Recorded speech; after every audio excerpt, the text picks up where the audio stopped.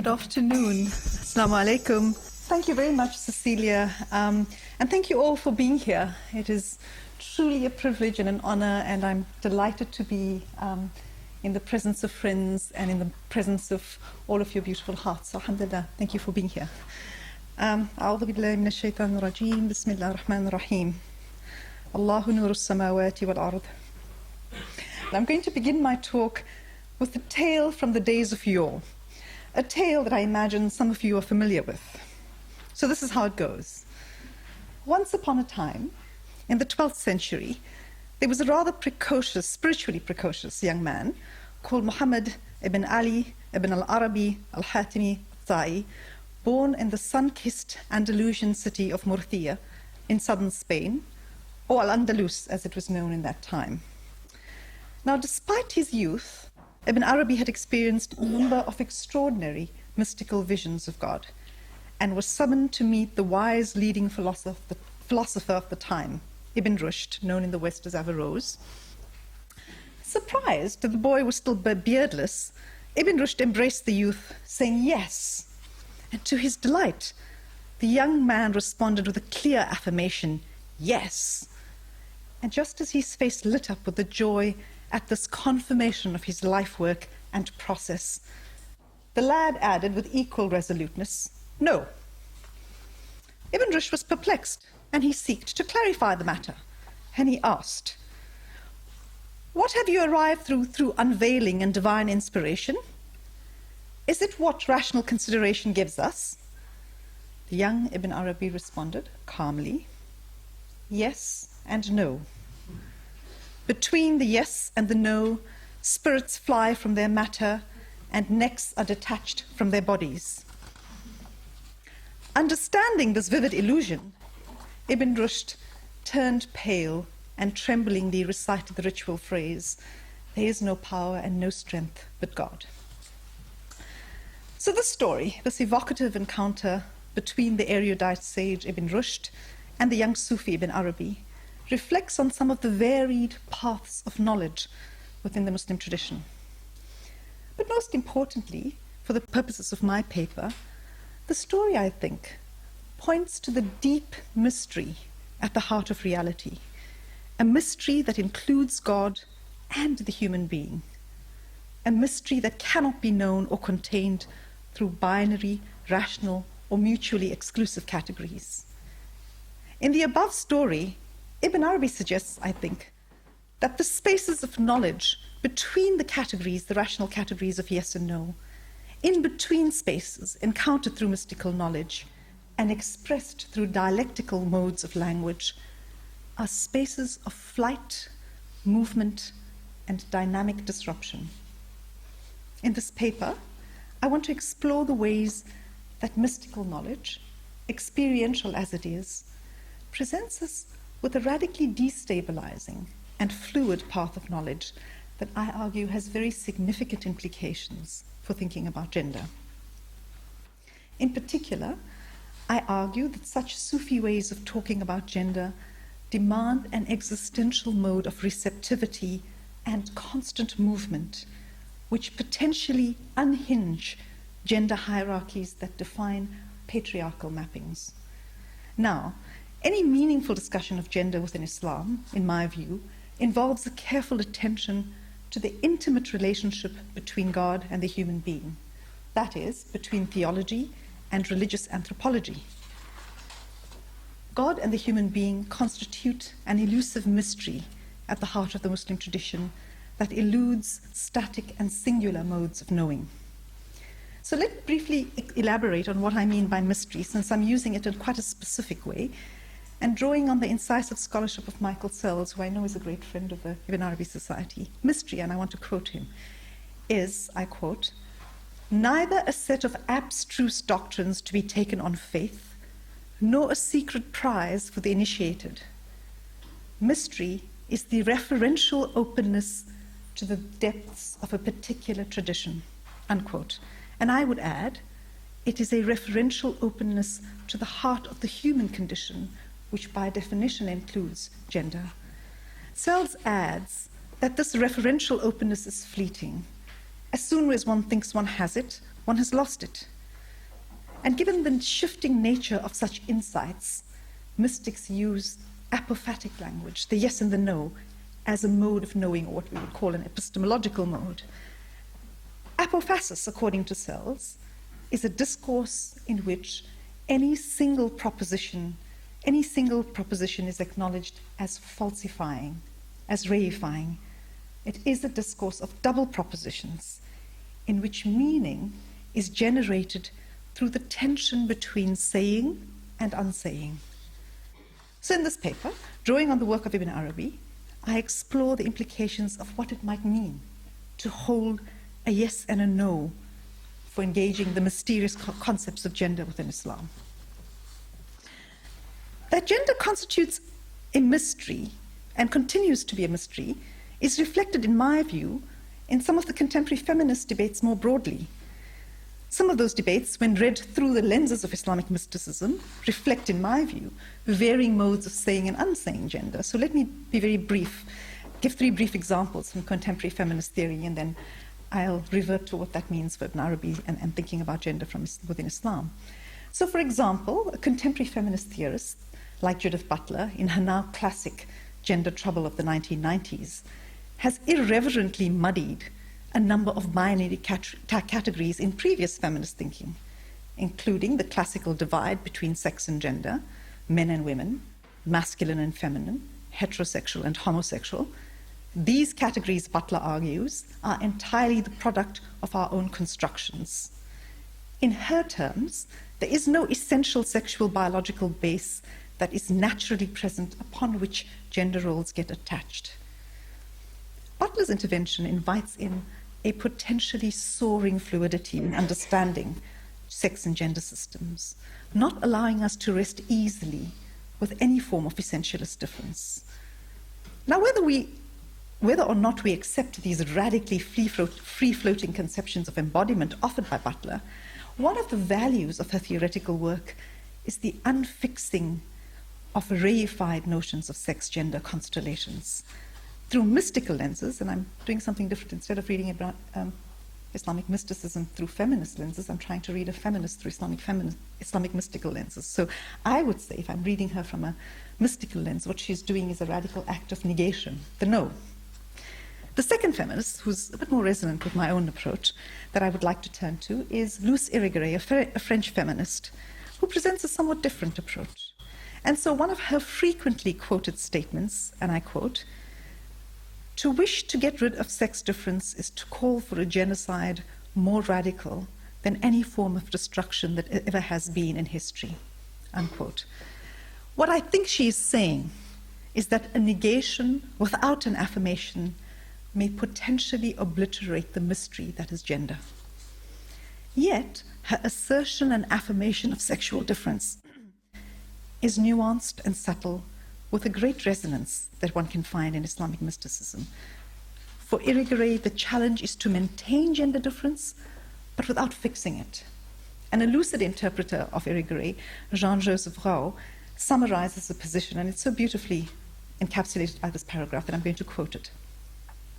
He says, according to him, Irigore, number 1, to overthrow patriarchal power does not mean denying the difference between the sexes, but living the relationship between them differently. 2, to assert the difference between the sexes is not the same thing as positing an essential femininity or masculinity. Say that again. To assert the differences between the sexes is not the same thing as positing an essential femininity or masculinity. It is sexuation that is essential, not the content of the dogmas fixing once and for all in an exhaustive and closed definition what for eternity belongs to the masculine and what for eternity belongs to the feminine, unquote. So we see Irigore affirming differences while simultaneously refusing to fix or close those differences into any one moment or any one reality.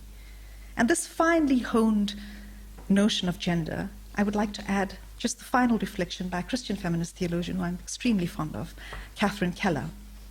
And she says, and this is the last big feminist quote, and then we'll kind of unpack some of that. Once we can think about gender without firm foundations and unquestionable boundaries, but nonetheless intensify its power to materialize our humanity, we may perhaps endow this erotic destabilization with a certain agapic persistence. Then we do not need to plunge, as is so academically tempting, from the totalism to relativism, from the absolute of essentials into the dissolute of complete nothingness. The third space of the resolute becomes open. A subtle sociality, a relationality in which we at once undo and embrace each other becomes dimly visible, unquote. So this perspective reflects for me a feminist mode that allows for the barzakh of in-betweenness, of holding gender while refusing to delimit it into any unyielding, rigid form.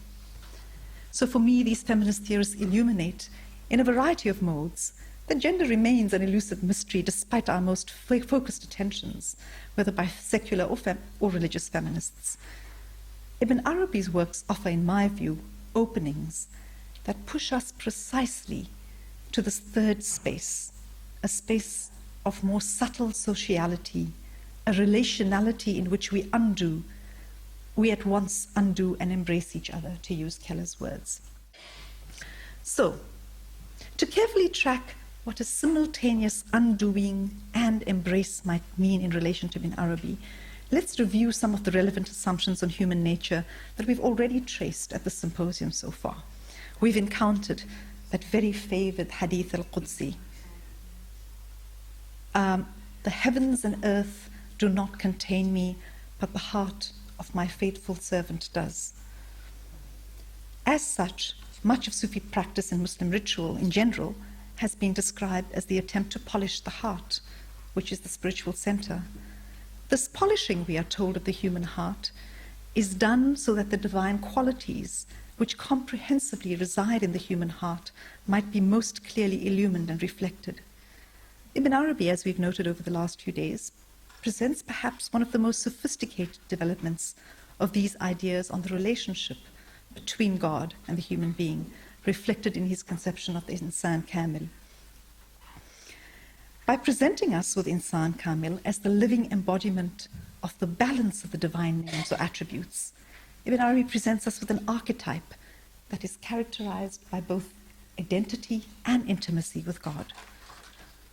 Moreover, this archetype, when reflected in real human terms, the complete human being, Ibn Arabi tells us, in a number of different places, applies in equal and complete measure to men and women alike, and is rooted in God and forms the basis of human beings' existential identity and self-knowledge.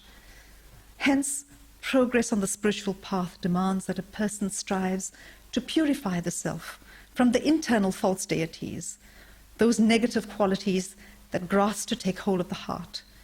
And this process of polishing, scrubbing away, or weeding out the consuming negative qualities, for example, of anger, greed, arrogance, and other forms of egotism, allow for the inner light of the divine qualities to manifest. So given this model of human spiritual realization, the question about process becomes all important in the human journey. And Ibn Arabi, as we've noted, is very fond of saying, one who knows oneself knows one's Lord. Given the intimate connection of humanity and God, the way that Muslims speak about God is directly related to the ways we speak about human beings. So the mysterious nature of God, which is spoken and unspoken with the use of dialectical and paradoxical language by Ibn Arabi, is actually directly relevant to the understandings of human nature. And this dialectical mode creates a productive tension, exploding binary linear conceptions of God, human beings, and gender. The use of ambivalence, paradox, contradiction, as revealed in Ibn Arabi's Yes and No, impels a fluid conceptual apparatus that resists closure, that resists narrowly or reified conceptions of God or of the human being. Moreover, the use of a dialectical mode allows Ibn Arabi to present within language, with all of its limitations, insights that transcend normative and established patterns. beginning with a shared symbol for gender norms on one side of the dialectic, and it's integral for meaningful communication within a given context. These norms are then countered by the other side, the non-normative, egalitarian narratives. The subsequent transcendence of the established positions through the dialectic opens up vast horizons for transforming fundamental assumptions about gender and its signification. So let's look directly at some of the ways that Ibn Arabi uses paradox, ambivalence, contradiction, all organic elements of his Sufi method that result in generative spaces of tensions that interrupt predetermined ideas of gender. So, Ibn Arabi uses gendered metaphors, as we know from the pioneering works of Sachiko Murata, to describe all aspects of reality. He uses terms such as fathers, mothers, male, female, sexual union, offspring, in unique ways to signify a different spiritual phenomenon and diverse relationships within God, within the universe, in nature, as well as within and between human beings.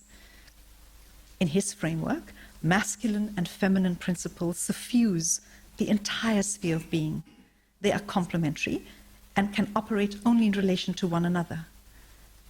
Creation in every realm comes into existence through the interaction or the sexual union, the nikah, of these two principles. Within this framework, maleness reflects primarily the mode of activity, while femaleness is defined by receptivity to action and the capacity to be changed through such action. And it is sexual intercourse between mothers and fathers who unite through the magnetism of love to bear offspring.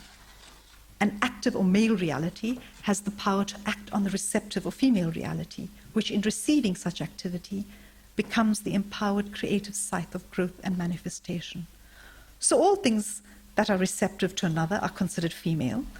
While femaleness and maleness function distinctively, they are at the level of being and at the ontological level inextricable and equal co-contributors in the creative process. They are thus essentially relational. Now, before we get our feminist knickers in a knot, I'd like to expand on Ibn Arabi's use of the term male and female. For Ibn Arabi, there's a clear recognition that the principles of maleness and femaleness are not exclusively associated with men and women, respectively. All human beings are characterized by a combination of activity and receptivity in various spheres. In these terms, by the merging of maleness and femaleness.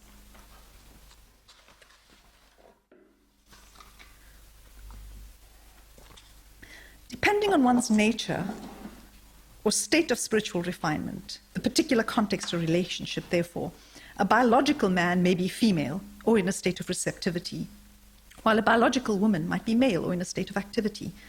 A quick example here would be a discussion of speech, and he says, I quote, "The speaker is a father, the listener is the mother, the speech discourse between them is a marriage. What comes into existence from that interaction in the understanding of the listener is the child or the offspring," unquote. Now, one may apply these gendered principles to Ibn Arabi's own life and relationship with his female teachers in particular, such as Shams or Nuna Fatima, with interesting effect. In the context of the refining relationship of discipleship that Ibn Arabi had with these women teachers, they fathered Ibn Arabi's learning. As a result of his feminine state of receptivity, he allowed their wisdom to penetrate him, thereby deepening and birthing his own insight. The point is that not biology, but rather a particular situation and relationship indicate whether one's state is characterized by activity or receptivity. And from this perspective, Ibn Arabi's seemingly essentialized gender categories are effectively turned in on themselves to de-essentialize the nature of gendered human beings. Another example of how Ibn Arabi performs an unsaying of gender is evident in his discussion of the created forces in nature. Using the mimetic metaphors of human sexuality and procreation, he tells us that the sky as father acts upon the earth as mother, and as the result, all things upon the earth are created. In this poetics of creation, what is particularly noteworthy is the distinct absence of a hierarchy that values the masculine as the positive heavenly spiritual pole and that degrades the feminine as the negative earthly corporeal realm. On the contrary, and here I'd like to quote from Ibn Arabi because it's such a rich and actually simply a gorgeous quotation on the dimension of earth and corporeality. And I quote, "The earth gives all the benefits from her essence and is the location of all good. Thus she is the most powerful of the bodies. The movement of all things does not contest her own movement because they do not leave her sphere. Every foundation manifests in the earth its authority, and she is the patient, the receptive one, the immutable one, the firm one. Her mountains still her quaking, mountains that God made to be her anchors. Whenever she moves from fearful awe of God, God secures her by means of these anchors. So she becomes still with the tranquility of those of faithful certainty. From the earth, the people of faith learn their certainty. Therefore, it is the mother from whom we come and to whom we return. And from her we will come forth once again. To her we are submitted and entrusted. She is the most subtle of foundations in meaning. She accepts density, darkness, and hardness only in order to conceal the treasures that God has entrusted to her." Unquote.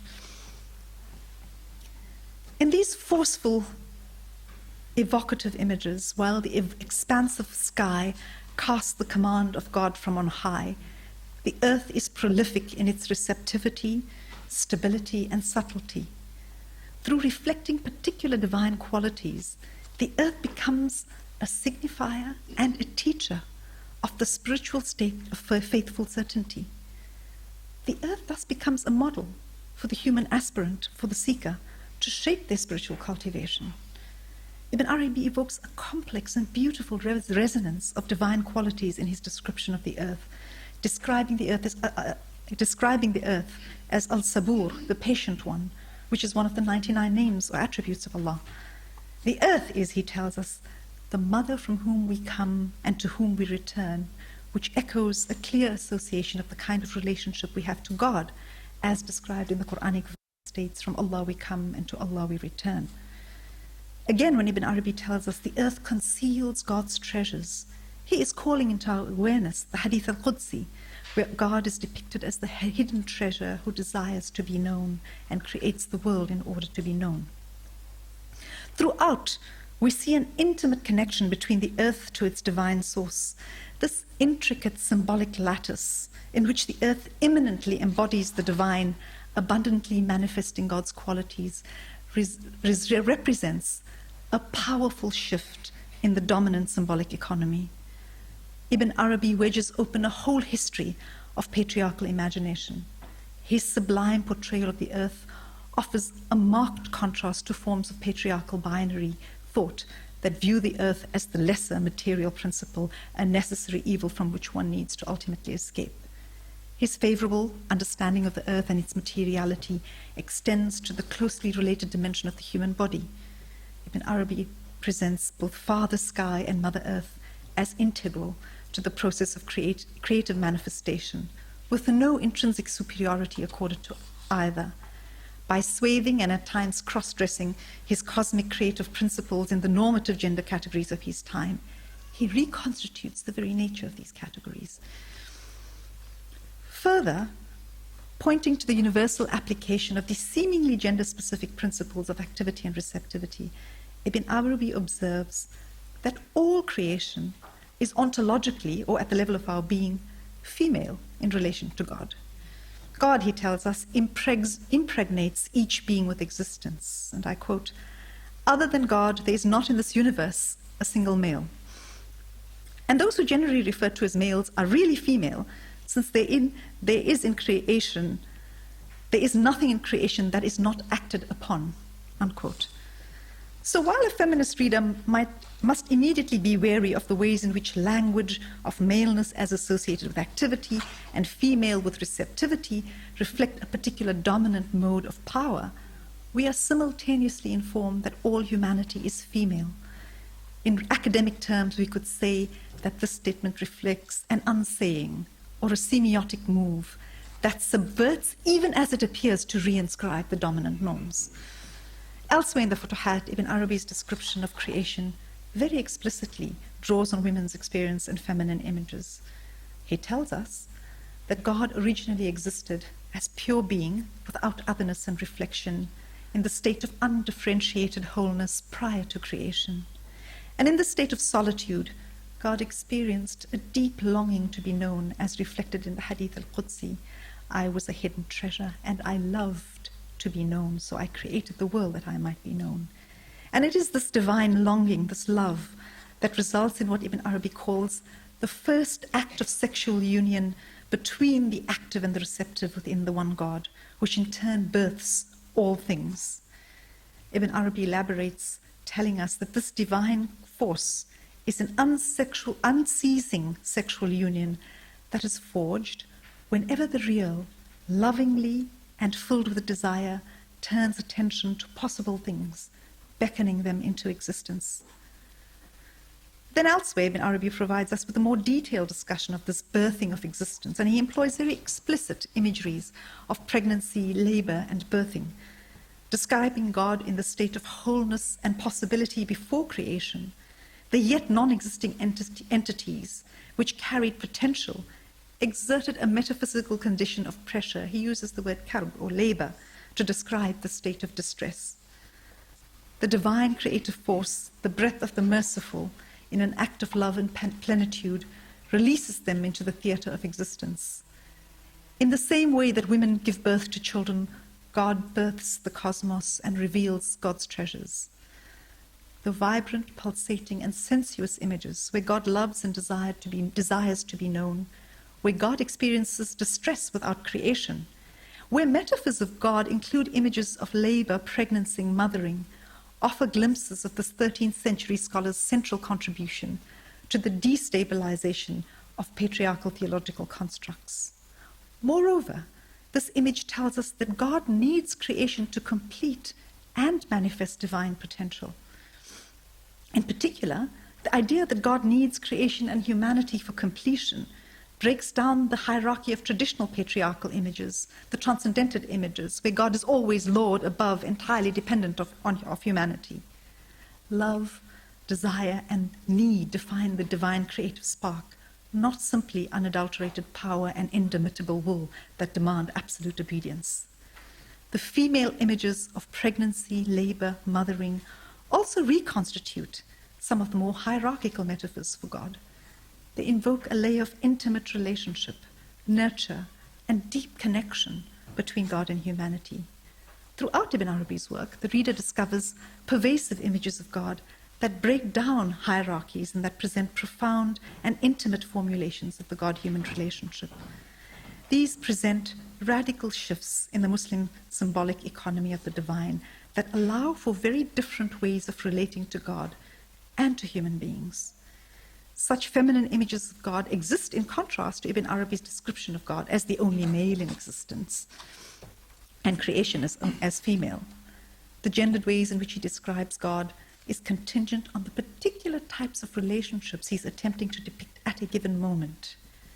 Each context and relational mode demands different use of gendered metaphors, and Ibn Arabi is uniquely comfortable using conventionally masculine and feminine ways of describing God, while simultaneously transforming the conventional ways we might think about the symbolism of those categories.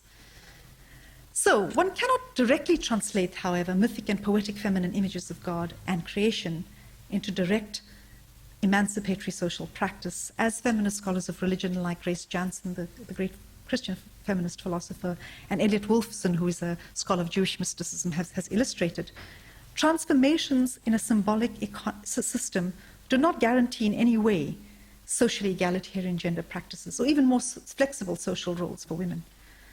Without inferring that feminine images of the divine by themselves do these liberating translations, nonetheless, ruptures of traditional patriarchal images of God are still significant.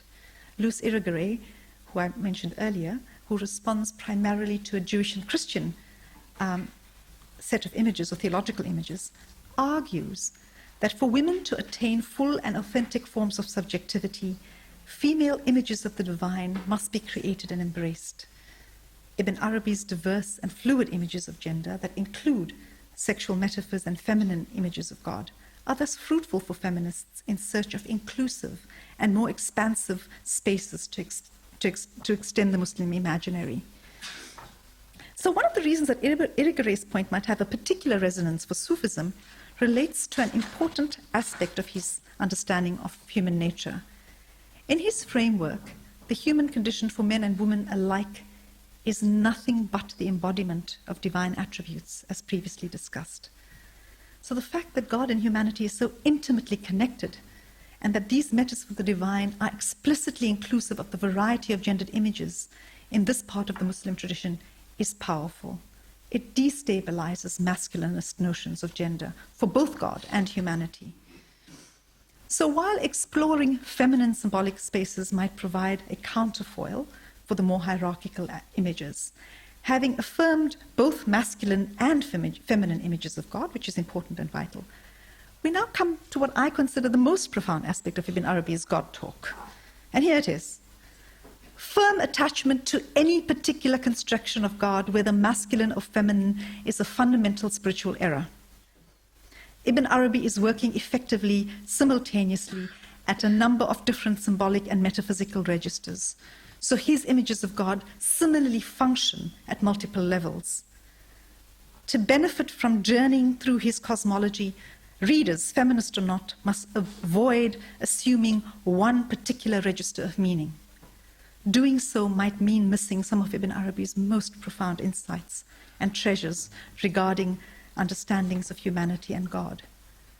Rather, a reader should attempt to hold together and creatively engage the numerous registers in which Ibn Arabi uses gender-inclusive images of divine. Following Irigore's lead, Ibn Arabi's use of masculine... Ibn Arabi's use of masculine and feminine images of God help authenticate and validate both male and female subjectivities. And this, of course, resonates his assertion that insan kamil is that state of being that all human beings have access to. However, when speaking at the register of the divine, Ibn Arabi does something even more powerful. His use of masculine and feminine images of God present us with a case of mystical dialectic, where he uses known gendered images in contrasting ways to ultimately transcend all gendering of the divine. He cautions us against the error of binding, encourages us to be vigilant against any attempt to limit God in any particular way. He warns that people must never fix God into their own conceptual categories. Within a Sufi hermeneutics, all concepts serve as placeholders to be used and discarded simultaneously to circumvent fixed constructions of God. And here I want to quote Ibn Arabi from the Fusus, from the chapter on Noah. He says, if you affirm transcendence, you bind. If you affirm immanence, you define. If you affirm both, you hit the mark. You're an imam and a master in the spiritual sciences. So it reflects back to this holding of transcendence and immanence lovingly together, in a way that the balance in either one direction would mean, or the imbalance in either direction would mean missing the mark. The divine is in a state of perpetual transformation that cannot be captured in any one set of images.